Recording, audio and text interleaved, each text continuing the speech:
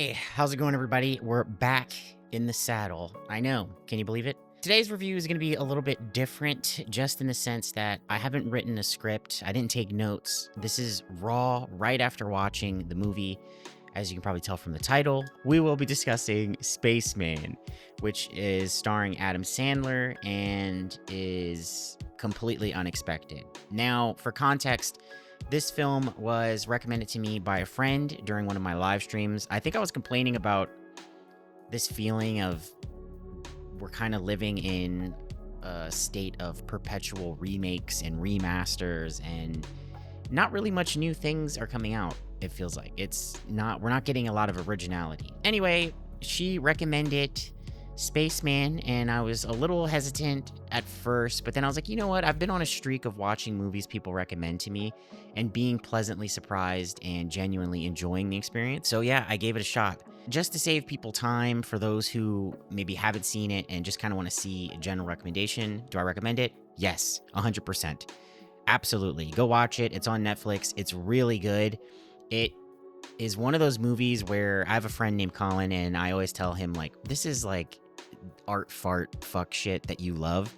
And it's art fart fuck shit that he would love. I think it's really good. It has its distinct properties. It's not maybe in some cases like the most cinematically mind-blowing, but at the same time, I think it kind of is. It's hard to explain. It's one of those things where, like, it does what it means to do so well that cinematically it can be overlooked. And I'm surprised, like, this didn't pop up on my radar before. I didn't hear anything about it. I mean, I don't know. Life's been crazy for the past 3-4 years, so it's unsurprising if it slipped past me. But yeah, if you haven't seen it, definitely go see it. It's really good, man. It was really good. And like I said, I'm riding off the high of just watching it. Like, this is natural lighting. I just sat down at the desk, set the camera up, set the microphone up, and I was like, let me just rip and run into this. Now we're gonna get into spoilers. So if you haven't seen it, again, please go see it and then save this and come back later, and then please let me know down in the comments what you think. And obviously I'll do the call to action again later.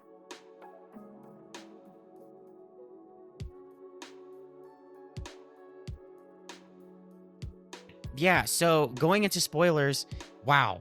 You would think a movie about a man kind of drifting in space and then like this space spider that can talk and do all these crazy things would be nonsense. There were a lot of things that I expected to fail, if I'm being honest. I just saw that Happy Gilmore 2 came out, and I saw kind of the preview. It played after the movie. And it kind of, like, thinking about the movie before watching Spaceman and then that trailer coming up afterwards, it kind of reinforced that thing where I was just like, Adam, you don't need to do this, man. There's this thing where, like, I love and respect his attitude on, like, just living life, and he's the guy that just wears shorts and shows up or whatever. But to some degree, you do have to put in some effort, And don't get me wrong, he puts effort into his movies, but you do have to put effort into, like, yourself or whatever. So sometimes it's hard to see him go back to these roles where he's supposed to be, like, happy and charming like he was when he was younger. And it just kind of feels like, just leave these movies in the past, Don't fuck with our childhood. Happy Gilmore and, like, Big Dad. Like, please don't make Big Daddy 2.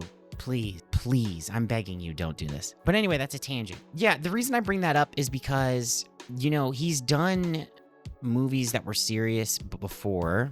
I'm trying to think of the one, I can't remember what it's called right now. Like I said, I'm filming this off the cuff with no research. It's the one about, like, the gems. I think it's called Gems or something like that. But, and that was really good. So when you tell me, hey, here's this Adam Sandler movie, and then I look at the tags and it doesn't say comedy at all, I'm like, okay, how's this gonna be? I've seen him pull this off before, and he pulls it off. He pulls it off fantastically, if I'm being honest. If someone came up to me and said, hey, this is Interstellar with Adam Sandler, I'd be like, there's no way. Like, he's good, but I don't think I'm gonna watch that. But I watched it, didn't go, like, deep into research about it or nothing. Like I said, my friend from the stream, she goes by Sweaty Buns Gaming. Check her out. She does streams all the time on YouTube. That's my plug for her, by the way.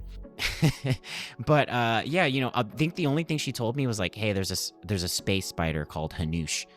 And I didn't let it get to me because there was a part of me that was like, okay, I see. He's going to do the Adam Sandler thing. But no, it was really good. Continuing on with what I said before, it does do what it means to do very well. There's a lot of beautiful cinematic shots, the upside down drone shot, which, it's been done before. I was really impressed with the effects in space. I don't know. I'm expecting some people to tell me like I'm full of shit or like, that's why you're a, a novice director because you couldn't see this or whatever. I do have my moments where I'm like, I guess I'm kind of blind to terrible green screen in some cases. Some people complain about like green screen in Marvel movies, and I'm like, maybe I'm not seeing what they're seeing. I don't know. Like Thunderbolts, I didn't really feel like I saw too much terrible green screen. There were some moments where I'm like, they could have just filmed this on a set. But anyway, in this, I felt kind of like, it was on par. It was on par. I mean, maybe I'm wrong. I'll watch Interstellar, and, if I feel wrong, I'll make another video and be like, hey, I watched Interstellar and I was wrong. But Interstellar and, like, some of the other space movies or whatever, the effects that they used for Spaceman were really beautiful and entrancing. And I was really blown away, kind of, like, what a great under the radar movie to come across of. Like when they're floating in the nebula, what is it called? Chopra or whatever, right? When they're floating around in Chopra and, that whole series of events happening, it almost felt like when Ant-Man goes into like the quantum realm, but somehow more beautiful, and more believable, if that makes sense. Like, I know it's fiction, but it just you felt connected. And the relationship, right? So the thing with the spider, the animated spider thing, there's this thing of, the writer behind this film, he understood what a lot of these major films don't understand, which is emotional connection. And, as humans, we like to see humanity in other things. So at first, the spider, there's a little bit of a disconnect in the communication and like understanding. But by the end of the film, I mean, I just about broke down crying, honestly. I didn't, as as my friend Colin will tell you that I'm a fucking monster because I didn't cry playing Claire Obscure. But yeah, I mean, I came close. I came close for Hanush, man. Hanush had me like, damn, like the connection and the depth that they built into him, and just, I really have to give credit to the writer. The writer did a great job getting us to envelop the place of Jakob, this man who's lonely, who's lost, he's made bad decisions, his relationship is just about kaput, and he knows it, and he knows he's the source of it, but he's not dealing with those issues. And then here comes Hanush, who's like this space spider therapist who won't take no for an answer. And I think there's something beautiful about that too. It speaks to humanity in that sense of deep friendship, deep compassion, and deep understanding. We live in a time of over acceptance and overly being like, oh no, that's okay. Don't. And nobody really does the hard part of compassion like they're supposed to. The hard part of connection of, no, we need to deal with this. You need to address this. You need to understand what your part in the playing out of these decisions is. And yeah, I think there's a lot of beautiful lessons that really come through in this film, and I wholeheartedly recommend it. Like I said, this isn't scripted, so I'm just ranting. Hopefully I'm not boring any of you, but yeah, I think those are like the main things I kind of wanted to discuss. I think this film really does something that we've kind of lost in a lot of modern films, with getting people to be able to connect and put themselves in the shoes of these characters. You're not meant really to be able to put yourself in the feet of Hanush. He's a space spider. You can't connect with that. But he has certain elements that you can connect to, of like, okay, being on your friend's ass when they're not dealing with their issues that are causing consequences for other people and hurting them. Connecting to Jakob and having to reflect on yourself in Christianity, and it's spoken about the value of solitude. They say God takes people into solitude to build them up and to strengthen them so that they can be a light and a beacon to others, to guide them and to fill them with hope and all that stuff. So I think that really spoke to me too, seeing Jakob go through this loneliness, and he chose it. And I think the reason I really connect with that too is if you've watched my live streams, or I don't know if it's ever come up in reviews, but my past 3 years has really been relatable to that. Even just recently, I was supposed to be doing a Thunderbolts review and struggled because, as much as I didn't expect it, one tiny little aspect of that story talking about depression, I realized, like, oh shit, I think I'm kind of going through it right now myself. Like, I didn't even realize it. And the thing I really like about what happens here in Spaceman is that Jakob chose to go into space and do this thing. And the reason I relate to that is because, my life had been kind of coming apart or whatever in my, when I was leaving the military and all that stuff. And then I chose to come to LA. I chose to come somewhere that's one of the most expensive places in America. I think it's number 2 right now. New York skyrocketed. Good thing I didn't choose New York, because New York was a choice. But yeah, and then I chose to come to LA, and then I chose to live in my car, and like there were people that wanted me to, take care of me, and they did from time to time, but I kept choosing to go back to my car, and people were like, why are you doing that? And it's like, well, because it's good for me. Like, I'm learning, I'm building up character, and I'm building humility and all that stuff.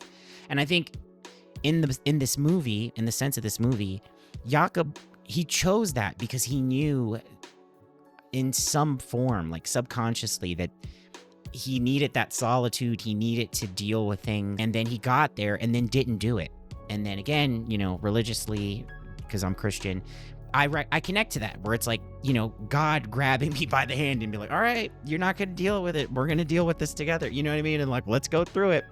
And I think that's kind of, there's that beautiful thing of like, here's this Hanush drifting through space. And if you know the movie and you know how it ends, then Hanush is infected and he's dying. So to know, when you find that out and you're like, damn, Hanush knows he's dying, and still, he stopped drifting through space and came to this guy who he could sense his longing and his suffering, and he still chose to help him. Again, as a Christian, that really speaks to me with the story of Jesus and how God treats us and stuff like that. But it's beautiful, and it's a beautiful lesson, and I think it's even if you're not religious, I think that's a beautiful thing to talk, and that's a beautiful story to share with people, because I think we're losing a lot of that in modern films right now. We don't have a lot of that. I'm not opposed to secularism to a certain degree, as long as we're still teaching those good values, those good things, the things our country is built on, the Western world was built on, the old stories that have been passed down time and time again. And I think this movie has that. It has that deep meaning that, people can watch it and find and pick out different things that bolster us as humans. A lot of films now, they speak down at you. Oh, well, you're this, so you're the bad guy. You did that, so you're a bad guy. You're irredeemable. You're this, you're that. And this, again, I keep going back to the Christianity thing. Hopefully it's not scaring off any of you, but Christianity is about redemption. It's about being redeemed. God can redeem us through anything because he's God, but it's important to teach people that, right? And I like seeing stuff like this where it really speaks to your soul. Like, hey, look, this guy was terrible in his relationship, even though he genuinely loved this woman, and he still does. But he's making bad decisions, and he needs to see that these decisions are bad, not just for his wife, but for him as well. So a story like this really teaches us to reflect on ourselves and the actions that we take and the consequences that it has on other people. People get a lot of main character energy, right? That's the thing that they say now. And that, our actions have consequences on other people, and we shouldn't be more focused on the consequences that the actions have on ourselves, but on the consequences they have with others. And I think that's something that's beautifully told in this story as well. So anyway, I could ramble on about this forever. Let me know what you think down below. I'm genuinely interested to hear what things you loved about the movie, you didn't love, you know, what you thought could have been better, what you thought was great. If on an off chance Adam Sandler comes across this, fantastic job. Fantastic job. You did amazing. I was really blown away, and feel free to work with me anytime, brother. Right? Me throwing him a bone when I'm the one that's coming up. Anyway, thanks guys. I hope you enjoyed this review that's impromptu. Let me know what you think of the review. Leave your feedback below, and no matter where you are on this beautiful blue marble of ours, good day, good evening, and good night. Peace and love, everybody. Peace and love.